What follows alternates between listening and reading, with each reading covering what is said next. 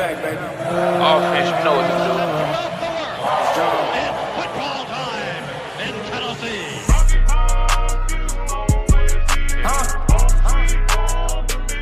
Yes, you know.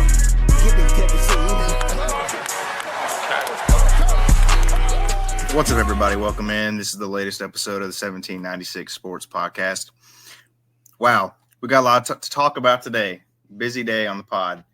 The basketballs fell last night to Mississippi State in their second SEC game. Disappointing, ferocious comeback. Fell just short at the end.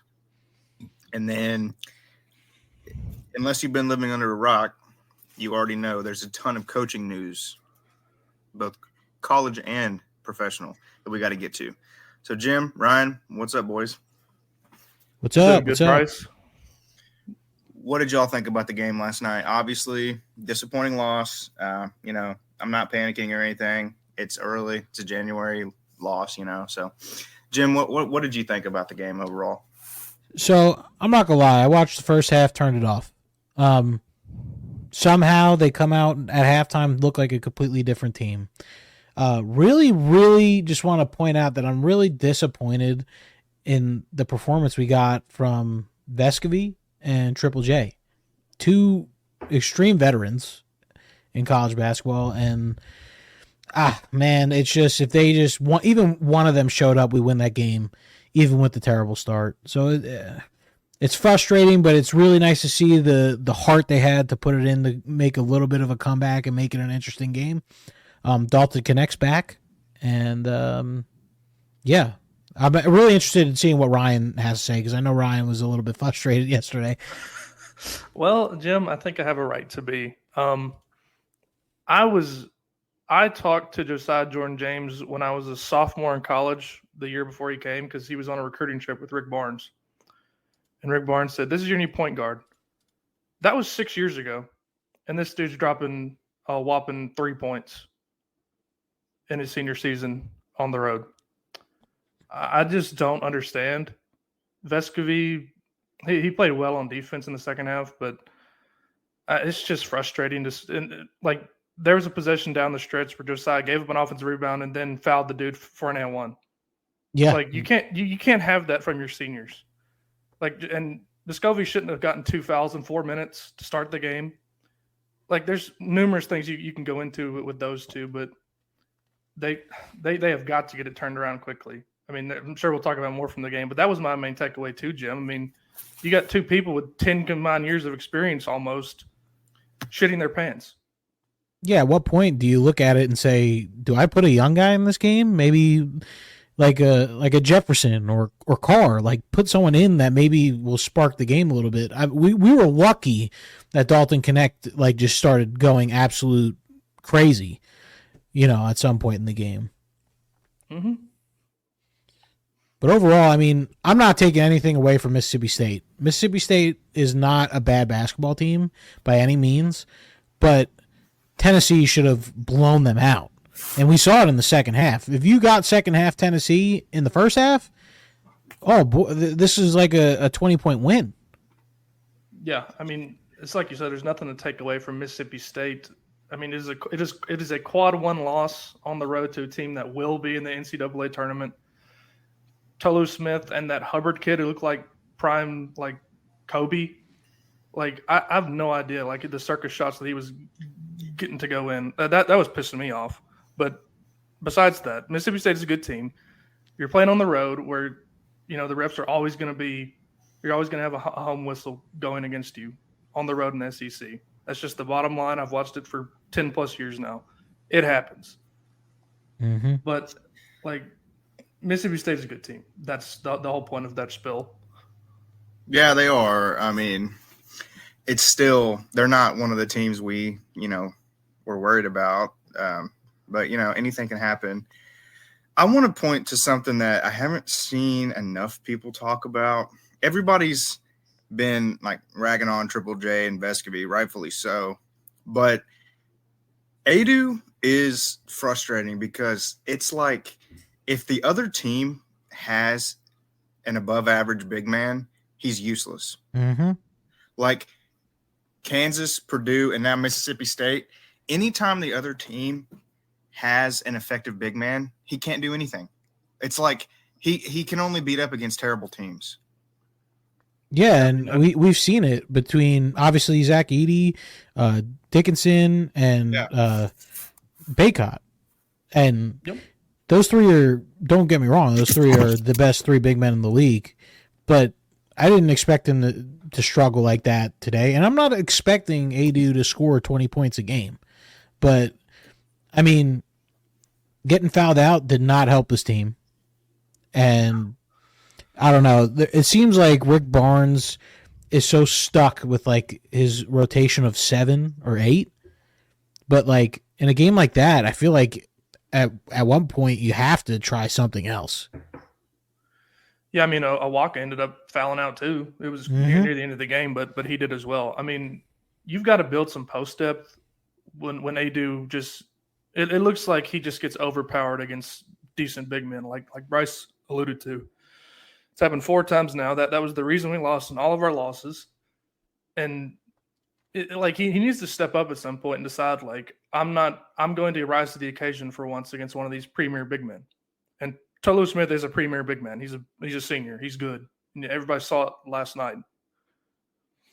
Yeah, absolutely. And you remember the post I posted about the first 8 SEC games that we have, and I gave us a loss because I knew we would lose one game, at like one slip up at least. And now we can't slip up at all because, like I said, you could come out of that first 8 6-2, I'd be happy because Kentucky on the road is gonna be a tough game. It's going to be a tough game, but Georgia's no joke, South Carolina's no joke, and Alabama's turning it around. So now you got all these games. Luckily, these, like the South Carolina and Alabama game this go-around are at home, but still, you got a tough stretch of games here, and it's only the beginning. Yeah, I mean, that's one where you're going to have to pick up a game later on that you probably shouldn't win just to make up for that. Kentucky, please. You definitely can't. You definitely can't lose on Saturday. I mean, back-to-back losses would not look great. I mean, I know they're both on the road, and we've stressed over and over again how tough it is to win on the road in conference, but, we're lucky that all the teams ahead of us lost. Yeah. Because Kentucky, I guarantee you, will be the number 1 team in the country. They're going to have to be. If they win Saturday, because I believe they play Saturday, don't they? If they win Saturday, I would be shocked if they're not number 1. Yeah, they played at Texas A&M Saturday. Yeah, so I'd be shocked if they're not, because with Purdue losing to Nebraska by, almost 20? Mm-hmm. And Kansas falling down. I don't see a lot of movement other than like Kentucky making a jump, but you can't be losing games like that, man. That's a game you shouldn't have lost. You're way better than that team. Well, go ahead, Bryce. I'm just saying, I know Georgia's 2-0 in the conference. I mean, they beat 2 teams that aren't very good. You can't stumble again. You can't go down to Athens and lose. I mean, it's way too early to call it a must-win game, but right. You can't feel good about it if you start off 1-2 in SEC play and you haven't even played Kentucky yet, you haven't even played South Carolina yet, you haven't even played Auburn yet. Like, that's got to be very disappointing, right? Yeah, absolutely. And can we just talk about, like, where did Jordan Gainey go? Like, what happened to him? He's been MIA since, like, before Maui. Like, I don't know what the deal is with him. He's in a horrific shooting slump, number 1. He's not that great on defense, number 2.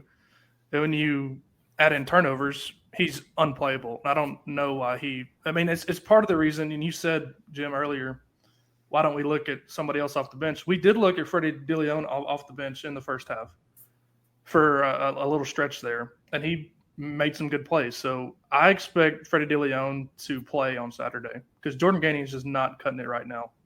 Bottom line. I even like the Carr kid. I think he's got so much energy to him, and the kid wants to play. I love all our seniors. I think, Triple J and Vesky obviously had a bad game, which is okay. Like we just couldn't afford having two of them do that.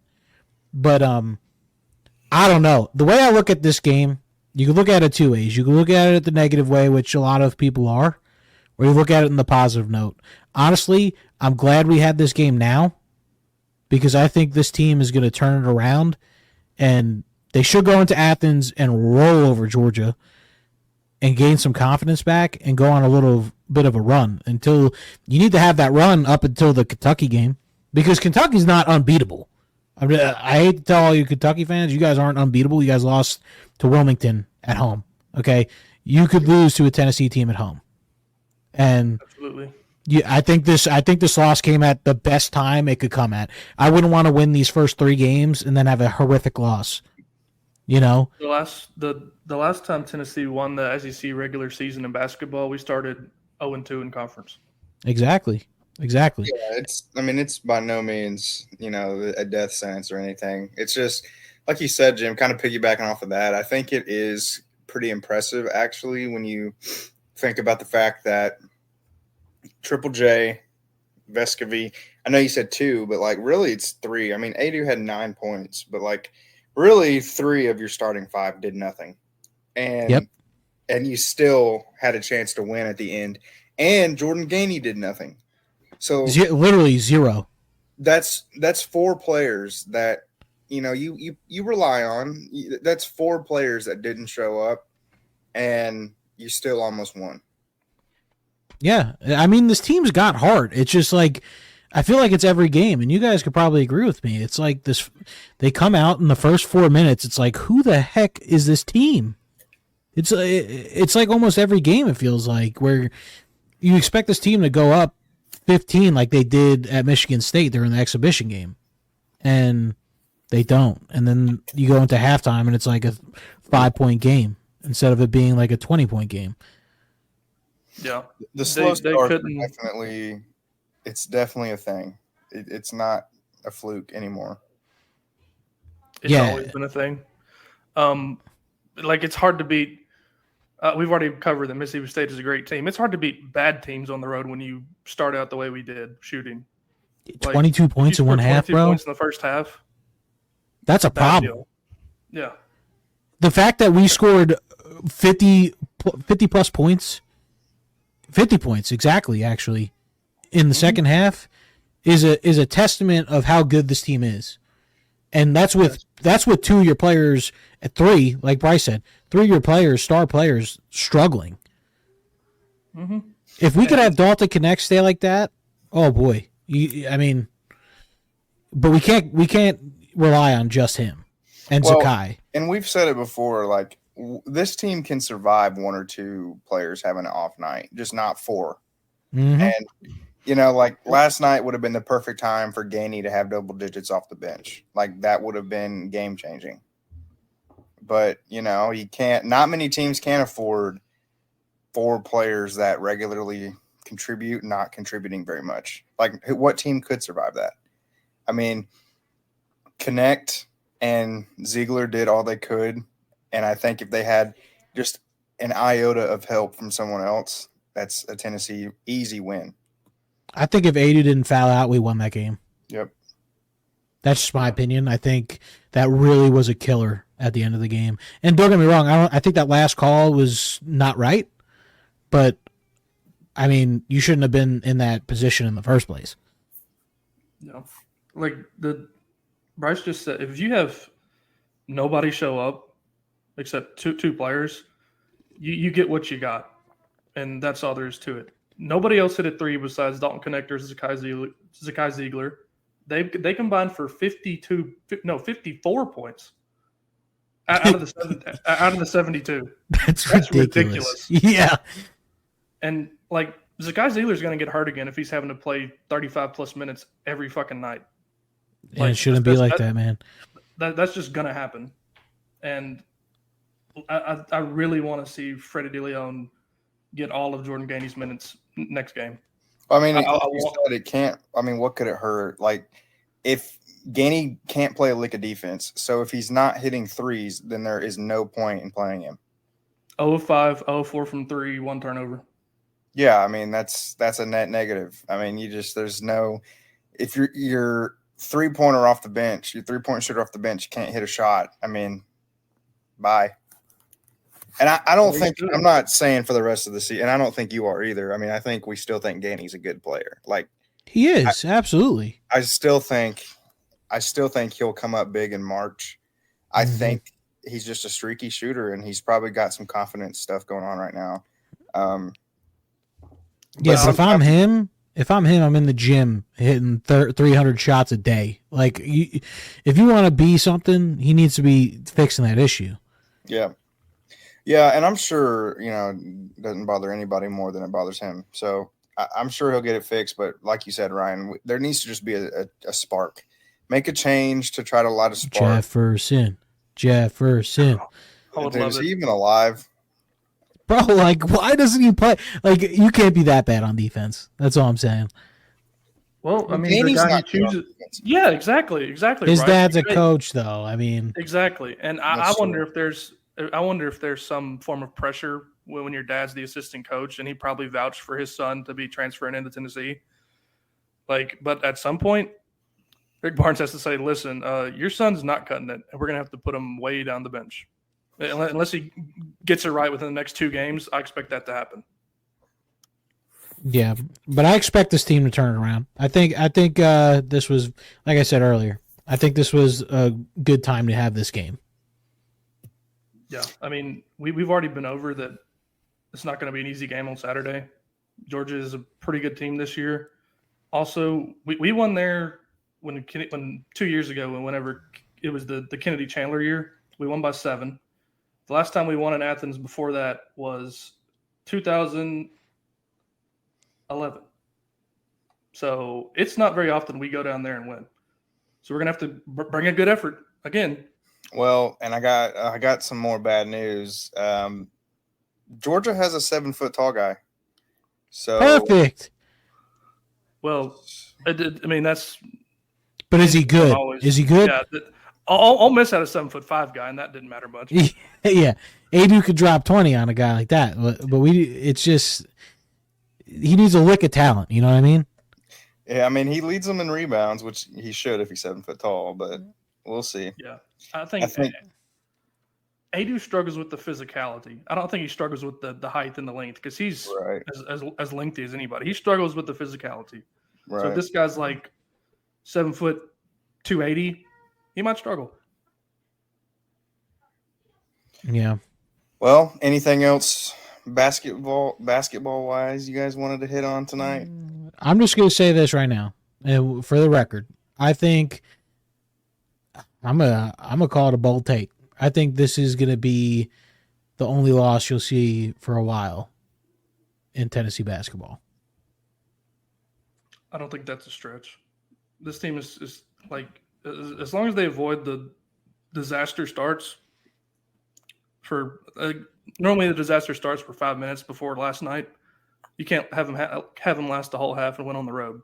So if we don't do that, I totally agree with you, Jim. Well, I think it's just going to be a pissed off Tennessee team, and that's what you need to be.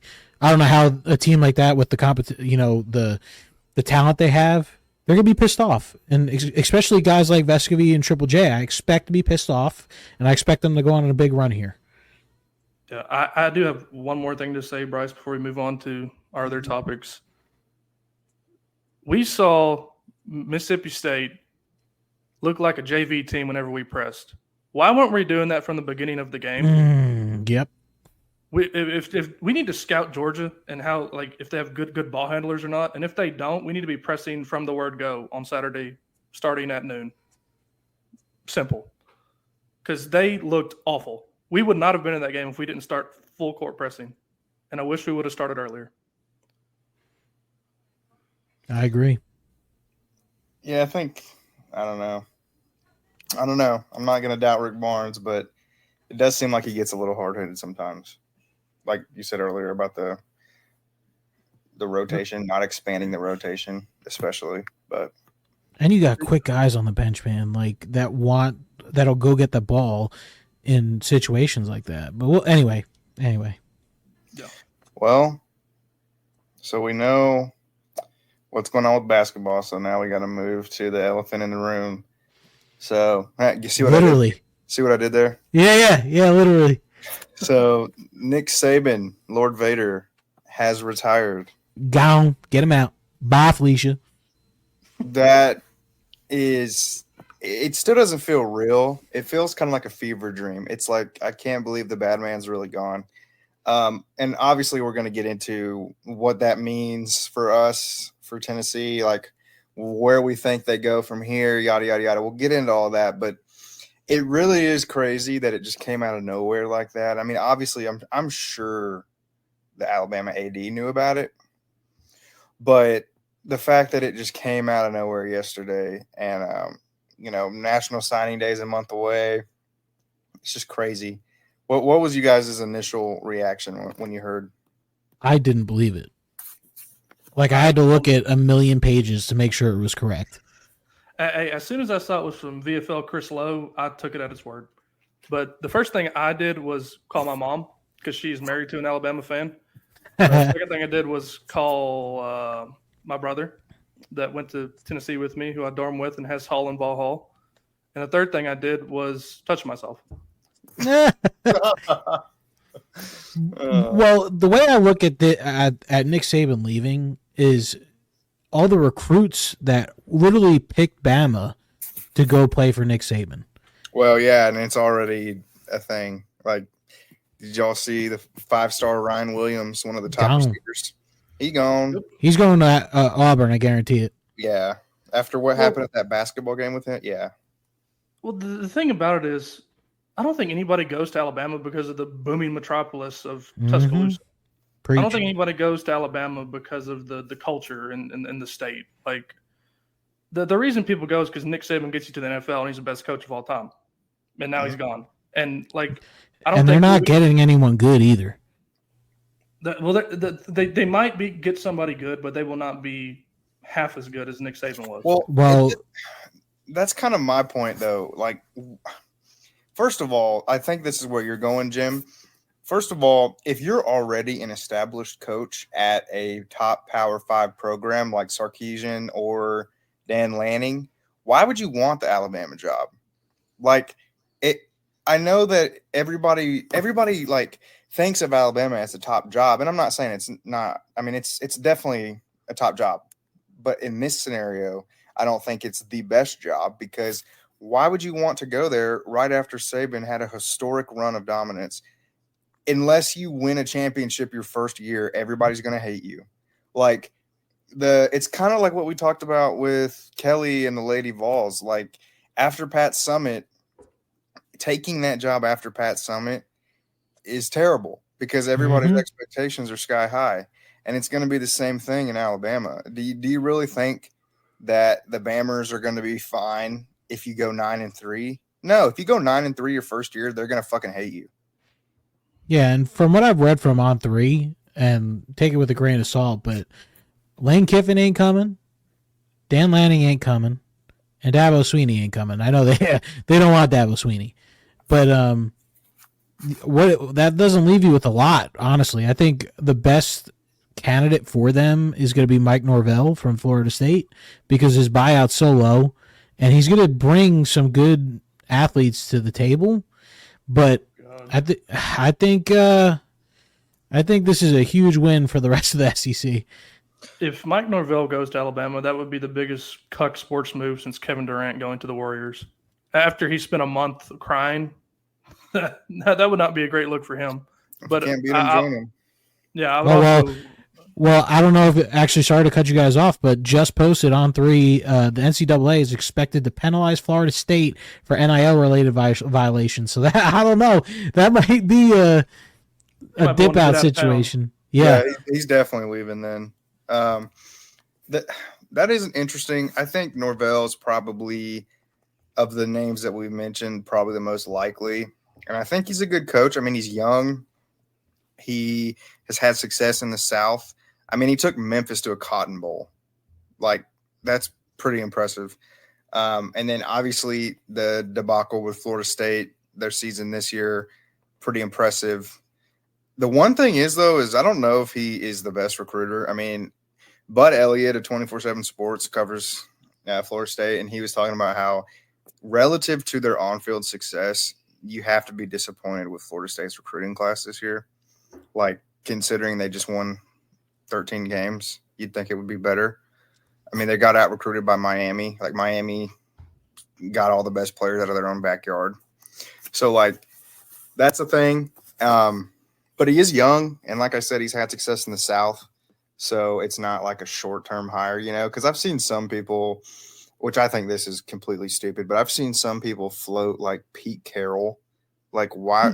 Like, that just doesn't make sense. I think they want to hire. They want another hire that's going to last for the next 10, 15 years. Yeah, I totally agree. The thing, one thing, Bryce, you went on the spill about nobody wants to follow Saban. I think college coaches are cocky by nature. I hesitate to think that somebody won't be like, yeah, I'll go there and keep it running because I'm the best. Because college coaches are head cases, so maybe that won't be a factor. But it's like I said, like you will never see a run of dominance like Alabama had with Nick Saban ever again in college football.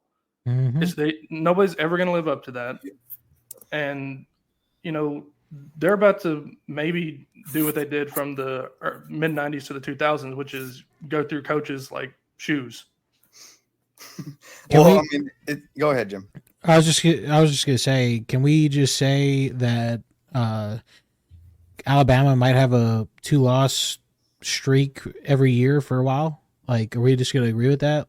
2 losses on their schedule at least.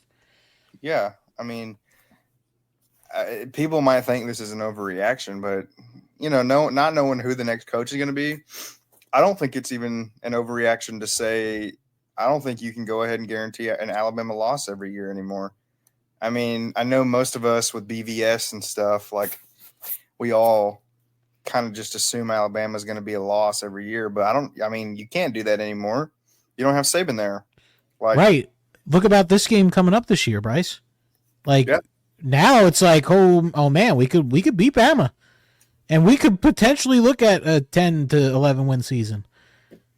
Yeah, they got to walk into Neyland with the prince who was promised under. And if it's Mike Norvell, Ryan, he's never experienced that. Bring me his head on a spike. Oh yeah, and the crowd's gonna. We're ready. But the big, like, people undersell how much coaches mean. They kind of think it's more the talent, which, to be fair, the coaches in college football are in charge of the talent. But on game day, Nick Saban was a defensive savant, master motivator. You could go on and on. That will all be gone. And it, like, well, that's the thing. Like, Alabama's great because of Nick Saban. I mean, it's as simple as that. Like, they're not getting these freaks without Nick Saban. Well, look at the guy that just left. Like you said, Ryan Williams. He was there for Nick Saban, and that was it. Clearly. Like, literally, they announced he was retired. He literally decommitted an hour later. Yeah. From 1995 to 2006, we lost to Alabama 2 times. Like, because they were shuffling through coaches, like I said earlier. When they don't have Nick Saban, this rivalry completely changes. Like, people have grown up, like you said, Bryce, earlier, that you're guaranteeing a loss against Alabama every year. That's not the case anymore. I totally agree with that. Everybody our age, Ryan, like, grew up that way, you know? Like, you just go ahead and circle an L around Alabama because that's just how it's been. And to think that any coach is going to come in and immediately duplicate those results is foolish. I mean, like you said, Ryan, I think you nailed it on the head. Like, what about – it's not like there's anything about Tuscaloosa that has inherent benefits except for the fact that Alabama does produce a lot of quality high school players, but most of their top players are not from Alabama. And, like you said, it's in Tuscaloosa. Like, who wants to live in Alabama? It's not by the beach. I mean, even Athens, I think, is a good college town. Like, I could understand living in Athens, but, like, I don't think Tuscaloosa on its own is a draw, like you said. I think it's Saban, it's the championships, it's the NFL. And the Cover 3 podcast talked about it today a little bit. No, I was just saying I don't think Tuscaloosa has inherent benefits like some other places do, like Knoxville and Athens, and those cities are people like living there. I don't think Tuscaloosa without Saban and all the championships and the promise of the NFL. I mean, what do they have going for them? Yeah, Nick Nada. Saban lives in Florida during the offseason. He doesn't live in Tuscaloosa. Yeah, there's a reason for that. Why would he? So, Well, do you guys actually think, and this is kind of where I wanted to go. I know it's exciting. We want them to suffer for a little while, like they've made everybody else suffer. But I do want to be kind of serious about it. What do y'all think is the actual – it's hard because we don't know who the coach is going to be, right? But where do you think Alabama goes for the next 5 years? Like, obviously they're not going to be Vandy or they're not going to be South Carolina. Like, they're not going to be that bad. But, like, what level of the SEC do you think they'll be at? I truly think that you could see I won't go 5 years. I'll say the next 3 years, especially next year. Next year, I expect Alabama to lose 3 games, at least. I mean, their schedule is rough. And it's going to be tough for a coach to come in, and especially if they don't do it fast, it's going to be tough for a coach to come in and just be a 10-win team with a schedule like that and in the SEC, especially if it's Mike Norvell. Yeah, I mean, you saw what happened to him against Georgia.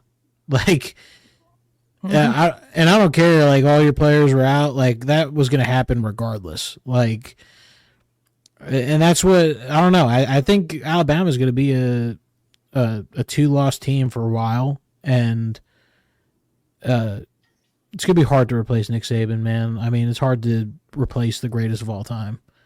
So you think they'll still be competing like in the 12-team playoff era? No, I think my thing is with 2 losses, it's going to be hard to be in the playoff with 6 conference champions getting automatically in. That's true. Ryan, what do you think?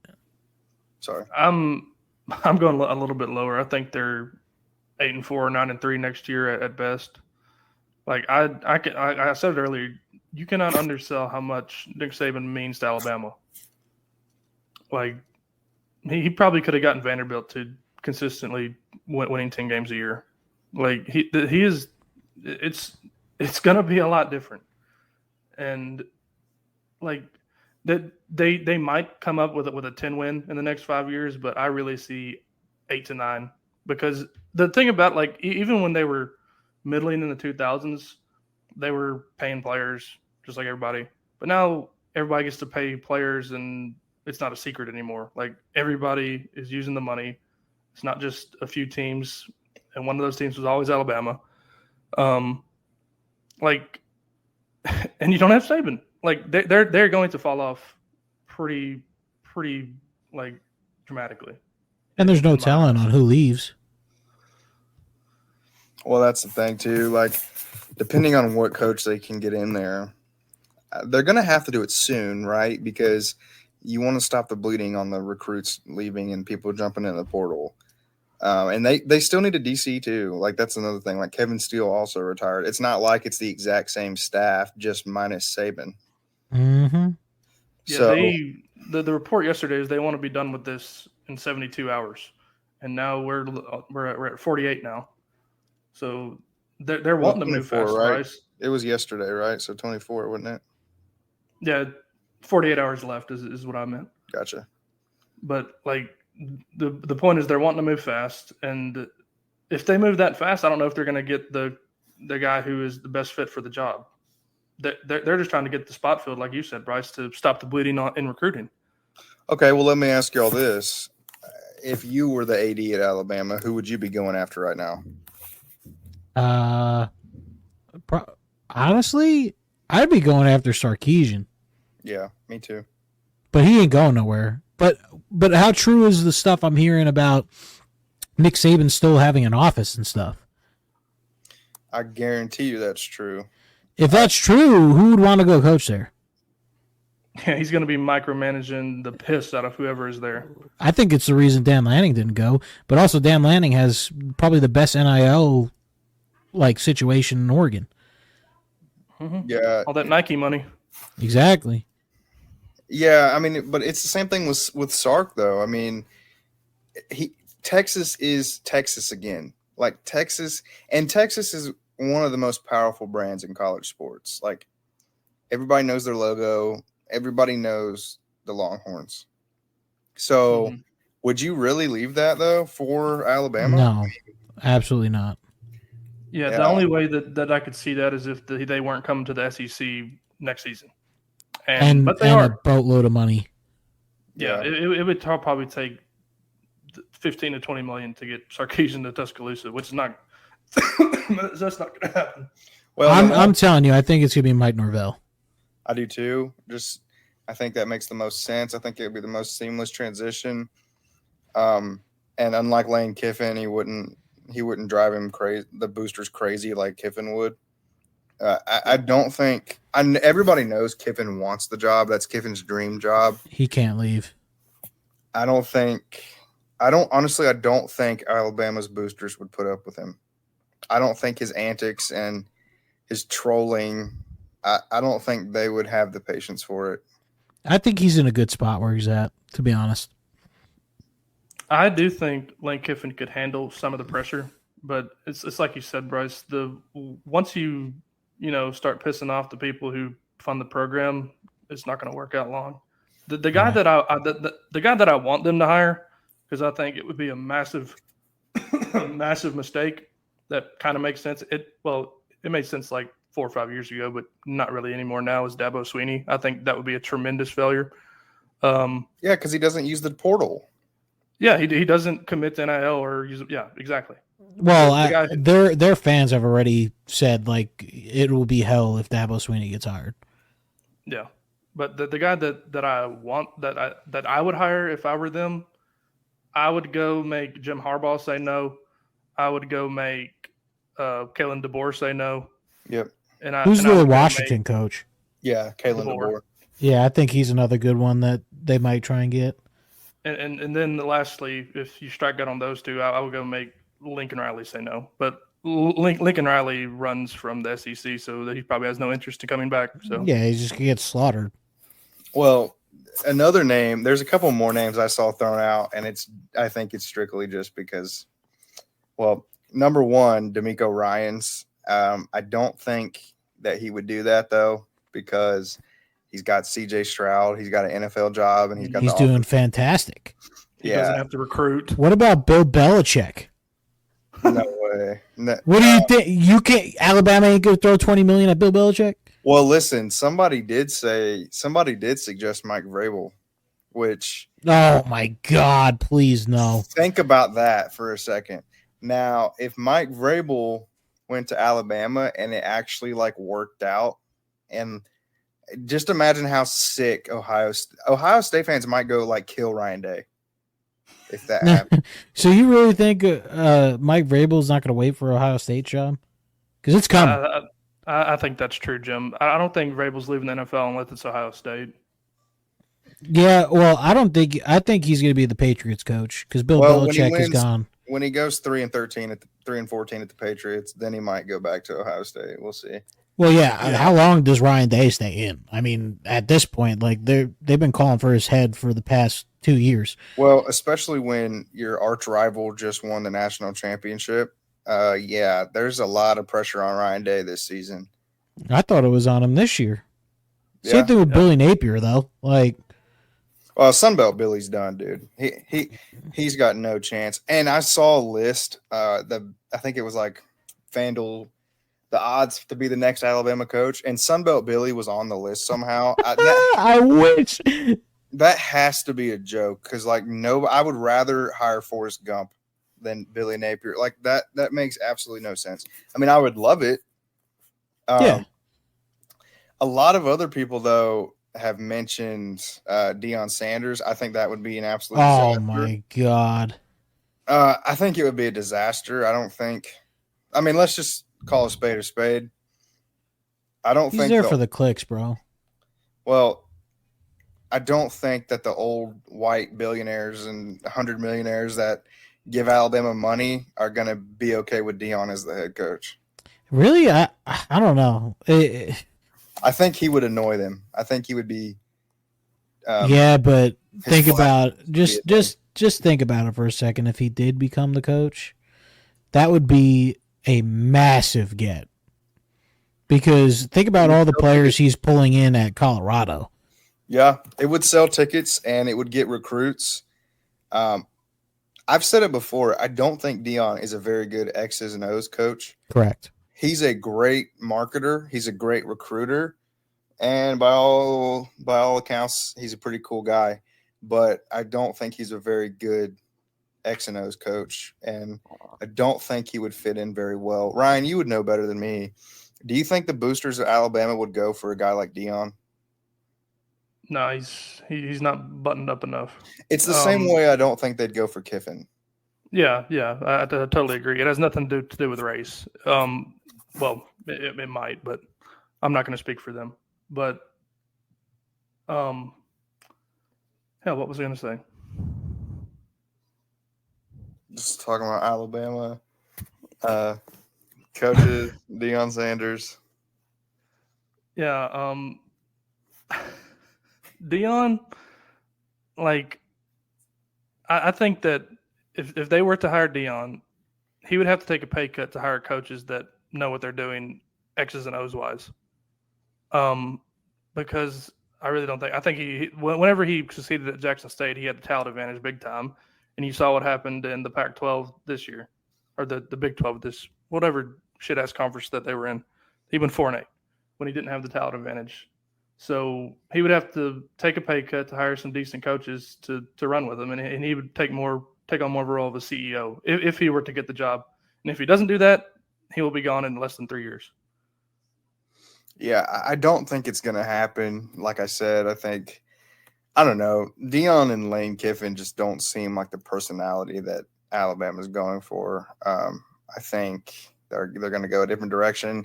Ultimately, like we said, I think DeBoer from Washington and Norvell from Florida State are probably the most realistic.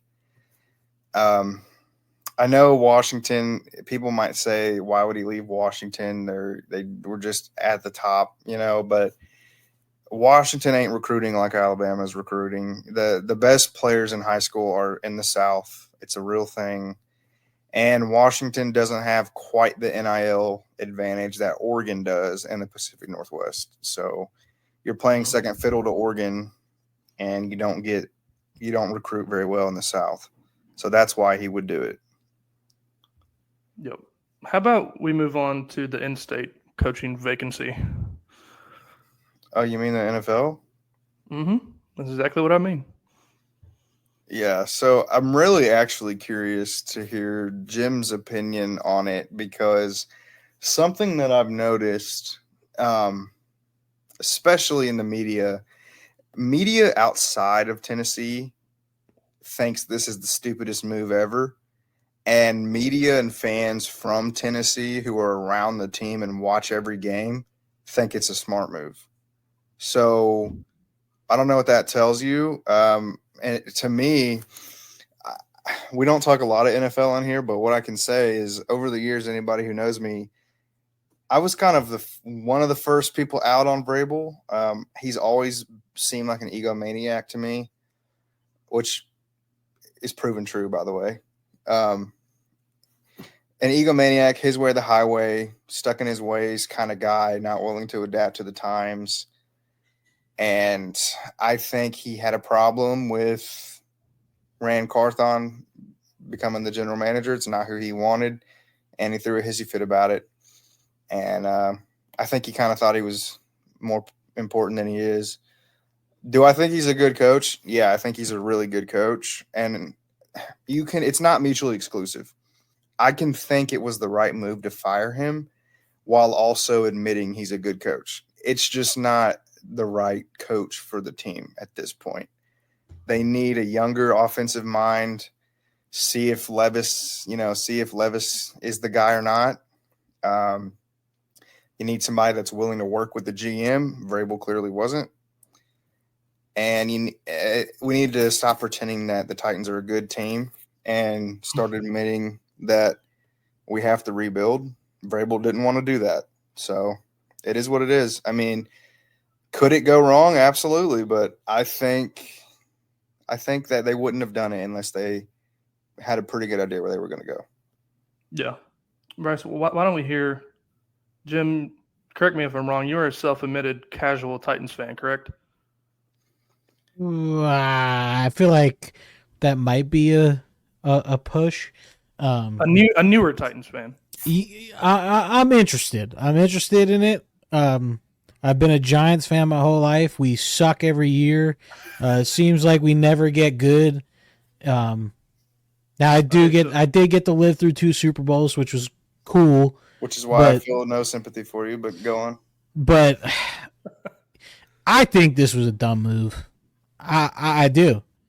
I think you're right. I think he needed. I don't know which one of you said it, but the fact that he wasn't willing to take go into a rebuild was stupid on his part. But the fact that he had 3 winning seasons and then just 2 bad ones, and then you're just gonna count them. And then not only that, I feel like you're gonna lose a couple from the locker room from it. Well, and to that, I would say good riddance. I'm sorry to cut you off, Jim. No, you're good. When we had those 3 winning seasons, the AFC South was putrid, awful, terrible, butt cheeks. Any synonym that you want to use or adjective, I'm sorry. It was horrendous, and he did good to do well in those years. We were scraping by the skin of our teeth in a lot of those games. In the last 2 years, these close games have caught up with us because I don't think he's that good in close games. You can blame it on the roster, but Bryce said it on his first spill about Vrabel. He's hesitant to change anything about the way he plays, no matter what the roster looks like. And when you have a worse roster, you might want to consider making some changes. And I think that's what eventually did him in. To people who say, I wish we would have traded something for him, the only trade partner you had, based on a lot of reports, the only one that was realistic was the New England Patriots. I don't want the Titans to go hat in hand to the New England Patriots and be like, "Oh, please take our coach." Man, that's stupid. If you are considering trading him, then you don't get what you want to trade. Where are we going to keep him?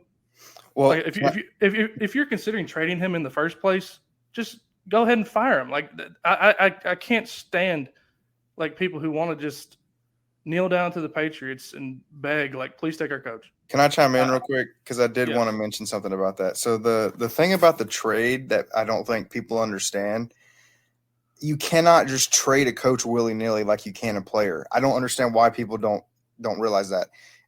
With a coach contract, so that would take 3 to 4 weeks to go through, number one. Number two, Vrabel has to agree to it. When you're trading a player, unless they have a no-trade clause, they don't have to agree to it. Vrabel would have to agree to the trade. Why would he do that? Why would he knowingly strip his future team of draft capital? Say the Patriots are offering us a first-round pick. Why would Vrabel want to approve that trade? Because then when he goes to the Patriots, they have one less first-round pick. Yeah, they have some roster troubles as well. Yeah, it's stupid. That's not. Of course, the trade was always going to be a long shot. It does happen. Sean Payton got traded, but in that scenario, it's a little bit different. You have more time to kind of think about it. With this, like Amy Adams said, there's 7 other teams that already have head coach openings. If you're waiting 3 or 4 weeks for a trade to go through, you're going to miss out on the top names. Yep. So absolutely. Just if you know you're going to fire him, just fire him and just start over. And I know on the outside, it looks stupid. I know Jim is not a casual fan. I'm not saying about this about Jim, but a lot of casuals just see it as they look at his Wikipedia page and they're like, oh, he won Coach of the Year 2 years ago. That must be a stupid decision, when it's a lot more nuanced than that. If it was just football related, I don't think he would have been fired. It's the fact that there was some drama behind the scenes and a lot of politicking going on that ultimately got him fired. So, Jim, I think you're 100% right. If you look at he had 3 winning seasons and then 2 bad seasons, you're right. I don't think he would have got fired for that. I think it's the extra shit on the side that really did him in. Right. Yeah, But a few more points, Bryce, if I may. Yeah. When you have $90 million in cap space, you have eight draft picks coming up in the next draft. Like I've heard a lot. Like my brother said this, who I have season tickets with. I'm at every Titans game. I'm not just sitting. I'm committed. Like I go. I sit in the cold even to watch a team that's abysmal. He told me that he would want to give Vrabel some games next year to see if he can prove it with a better roster. And to that I say, if he failed, you're now set back even more. Because if you like have all this cap space, you have all this draft capital, and you have any inkling of him, being hard to deal with behind the scenes or not a very good coach when it comes to like close game situations, just start over and let this new regime build the roster to how they want to play. Because Vrabel would have got like 3 fullbacks, like 6 guards, like it would have been silly. Yeah, it's a lot of resources that could be squandered if you have the wrong guy at the helm. So, and you would have been set back even further. And it came out today, Bryce. I don't know if you saw it, and Jim. He wanted Ryan Cowden, who was in house after John Robinson got fired, to be the GM. And I'm not surprised at all at that, because Vrabel never hired anybody from outside the organization, because he always wanted to be the figurehead of the Titans, and he's not bigger than the Titans. Like this has been a franchise for going on 60 years now. This is not like Vrabel is not the Titans. He wanted to be the alpha in every situation. Yeah, and like the Titans will live on without Mike Vrabel. And the last time Amy Adams made a somewhat controversial coaching decision, I would argue it was even more concerning. But it worked out because she fired Mike Mularkey after he won a playoff game. Yeah. And she hired Vrabel. And Vrabel turned out to be good for the time he was here before he ruined it for himself. So I trust Amy Adams and whoever she has under her to help her make these decisions, because she didn't get it wrong last time. Yeah, I mean, and last thing I'll say is I do think Vrabel will be successful somewhere else, because I do think the Patriots, Bob Kraft, I do think will give him full control like he wants. And he probably will succeed somewhere else. I mean, usually that's what happens. I mean, you learn your lessons at one place and you use it to, better yourself at your next job. So it wouldn't be surprising, but that doesn't necessarily mean that this was a bad decision. Like I said, it's not just a football decision. It's deeper than that. Yeah. But I know Jim's excited because he's going to dust off his Will Levis Kentucky jersey and wear it to the home games next year. God. I wish they would just trade his ass. What if the Titans got Bill Belichick and the Patriots got Vrabel? That'd be sick. I feel like it's just an even swap at this point. Bill Belichick is just trash without Tom Brady. Facts. But well, I don't know. I mean, all in all, I think it was a pretty positive week. I mean, like I said, just be ready. I'm very confident in this basketball team. Yeah, I agree. It does feel different. Yeah. If not this Saturday, when? Like, when is it going to happen? So, like, I don't know. I think it just feels different. It just does. I don't know how to describe it. But last year, I never had confidence. I was surprised we got as far as we did, to be completely honest. But this year, I feel like there's nothing really stopping this team. So we'll be back this weekend to hopefully break down. Yeah. Hopefully break down a win from Saturday. And we need to order our tickets for the Vandy game so we could all go. Yeah. And also, hopefully, so Sunday's episode you guys won't want to miss, because we'll be breaking down the win in Athens, and we'll most likely be breaking down the new Alabama coach. Heck yeah. So, all right, go Vols, baby. Go Vols.